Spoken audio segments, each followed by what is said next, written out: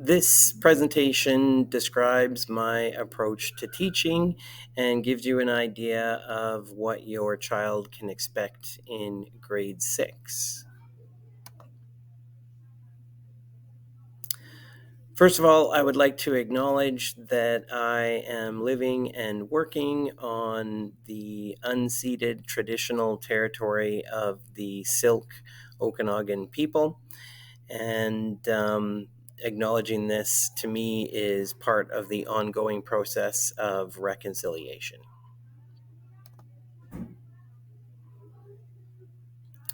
My name is Clay McLeod, and you can see in this picture that I have a family.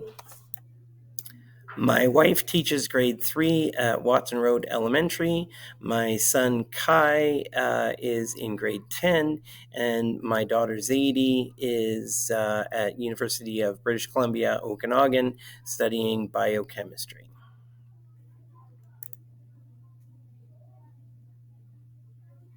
So my education is like this. I have 3 degrees, and one of them is Bachelor of Laws from the University of Alberta.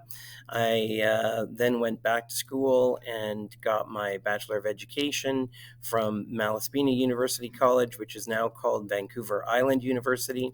And then I did my master's I graduated in 2007 at UBCO. So the most fundamental thing to know about my approach to teaching is that I don't like the approach to teaching that Paulo Freire calls the banking approach to education, which is to view students as empty containers that should be filled with facts and information. So I prefer to look at the process of teaching and learning as one where students construct their own understanding of the things that they're learning about rather than just inserting facts and information into their empty heads. So everything in my class I try to structure in a way that students can build their own understanding of the things that we're learning about. One of the ways that I try to create this kind of situation and facilitate that building of understanding is by using questions, or what Paulo Freire calls posing problems. So I try to pose questions or formulate issues and problems for students to consider so that they can answer the questions and solve the problems themselves, coming up with their own understanding of the ideas. And eventually, my hope is that students can start asking questions themselves and wondering about the things that we're learning about, and coming up with their own ideas so that they're basically doing the questioning and thinking for themselves.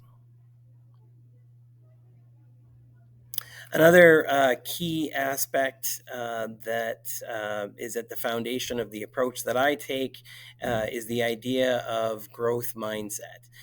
Without getting into all of the details about what a growth mindset is compared to a fixed mindset, the idea of a growth mindset is that everyone is capable of learning and developing their skills and growing their capacity and their abilities.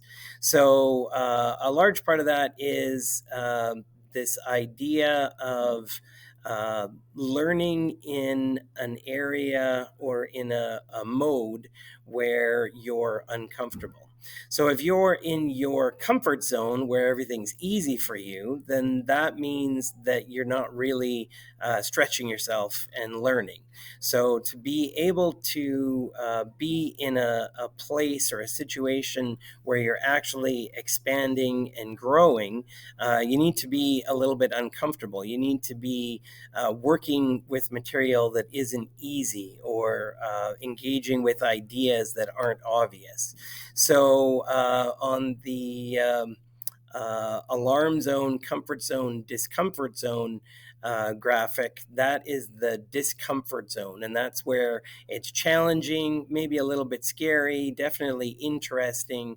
Students have to take risks and make mistakes, but they can learn from those mistakes and grow their understanding and their abilities. In the learning pit, it is this idea that you're going down into a pit where it's a little bit scary, and you don't understand, and there is discomfort, challenge, but eventually when you come out the other side, having built understanding of what it is that you're doing, or having developed and fine-tuned and mastered a skill, then you feel the satisfaction of having done that yourself.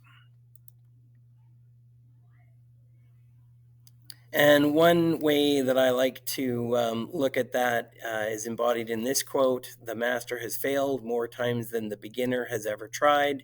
And that is just basically representing the idea that to get good at something that you're not good at yet, you need to try and fall down and fail and make mistakes, and then pick yourself back up and keep going, persevere, and eventually you'll become an expert at the thing that you are practicing and learning. A big part of the grade 6 social studies, English, humanities curriculum is global citizenship. So we will be looking at our relationships in the world as global citizens, our relationships with other countries and other people around the world, and how our consumption and our use of energy and these different kinds of things have an impact around the world. And we will be using the United Nations Sustainable Development Goals, or the global goals, in order to frame and make meaning of those ideas as we learn about them. An example of a project or an activity that we will likely do this school year that brings things that we've learned and skills that we have practiced together is a climate change global summit simulation. So this is where we take what we've learned about the topic of climate change and the United Nations and relationships between countries and non-governmental organizations and things like that around the world. And we actually engage in simulation, making decisions as we would if we were the representatives of actual countries and NGOs. Another important aspect of my approach to teaching. So this year, 2023, is the first year that a new approach to assessment and reporting is mandatory across the province. But I have been using and taking this approach to assessment and reporting for several years. So rather than have scary report card where students are slotted into A's and B's and C's and that kind of thing. And they can feel a little bit like a certain letter grade defines them or is part of their identity. I am taking the approach where I am using a proficiency scale, which is clearly meant to be something that students can be moving along and developing and improving and refining their skills and abilities and proficiencies and knowledge on this proficiency scale. So we'll be talking about it a lot in class this year, and I'll be sending out some more information about it. But it starts at emerging, and then it moves up through developing, and the target is for students to actually be proficient.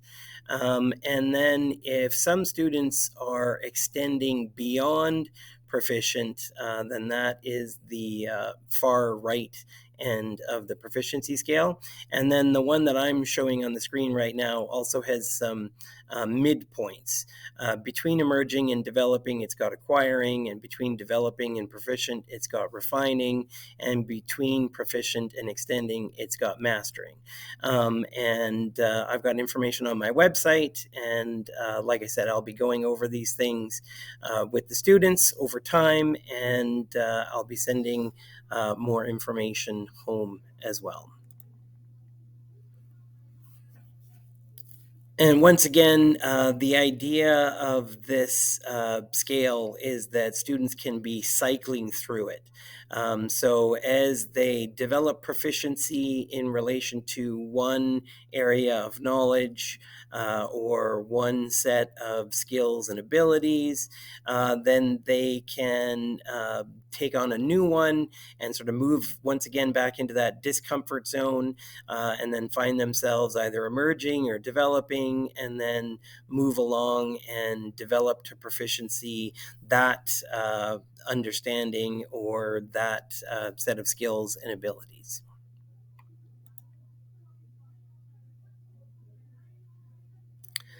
And so in ending and closing, I would like to just put out an invitation to work together. And I've just got a couple of images on this slide that kind of represent the connection between the student and the parent and me as the teacher, but also that represent how important I think student voice and having students come up with the ideas and do the thinking and develop the understanding on their own so that they can have those eureka light bulb moments like are shown in the graphic at the top left on this page. So thank you for your attention, and the final slide is just a conclusion.